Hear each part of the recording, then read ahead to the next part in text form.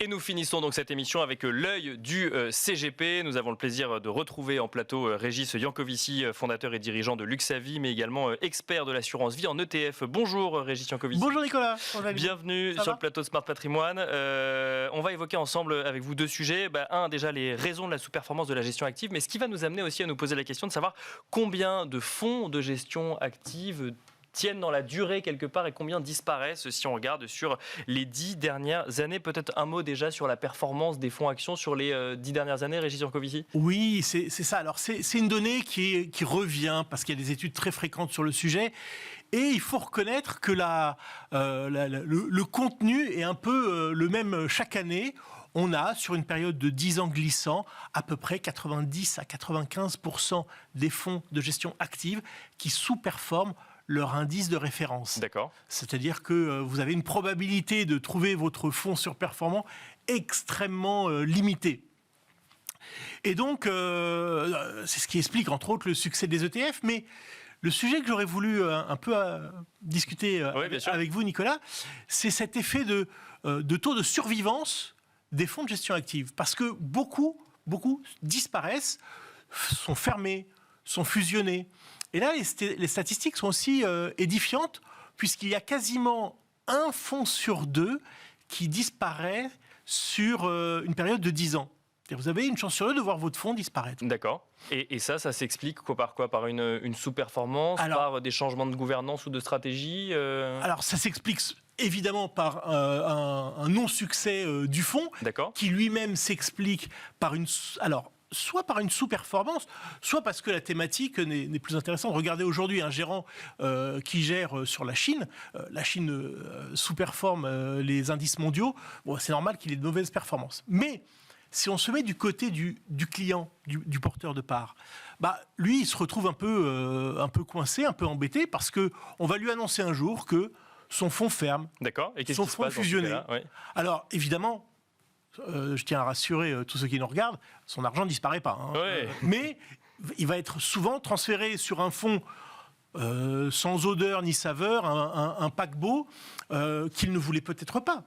Il va, en quelque sorte, cristalliser sa sous-performance. Bien sûr, oui. Parce qu'en plus, il ne va pas savoir forcément les raisons de la contre-performance. Est-ce que c'est un mauvais choix ponctuel?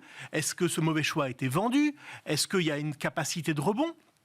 Et il ne trouvera pas forcément un fonds équivalent pour se refaire, pour rebondir.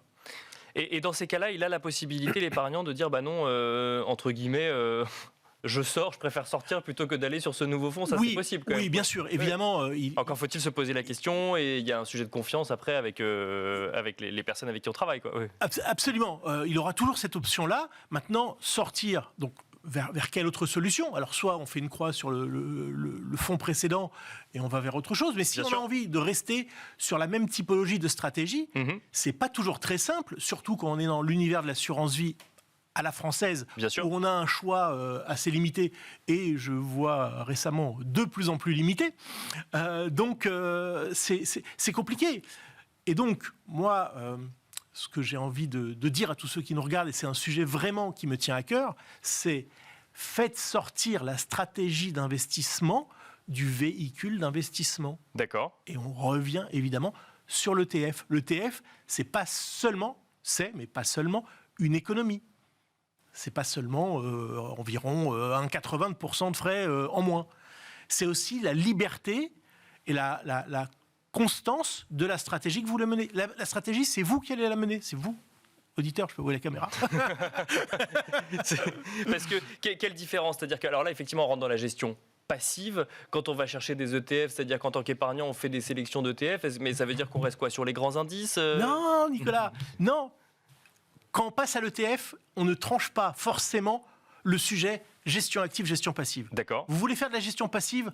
L'ETF, c'est merveilleux, vous êtes dans le bain qu'il vous faut. Vous voulez faire de la gestion active? Achetez aussi de l'ETF. Vous faites sortir la stratégie, vous menez la stratégie que vous voulez être surpondéré sur telle ou telle zone, vous achetez l'ETF de cette zone-là. Vous voulez faire, entre guillemets, comme tout le monde, vous achetez un ETF MSCI World et vous faites de la gestion passive. Mais faites-le en ETF. Merci beaucoup Régis Jancovici, le sujet gestion active avec des ETF, un sujet dont on pourrait continuer à aborder pendant des heures. Merci beaucoup en tout cas Régis Jancovici de nous avoir accompagnés sur le plateau de Smart Patrimoine, et quant à nous on se retrouve très vite sur Bismart.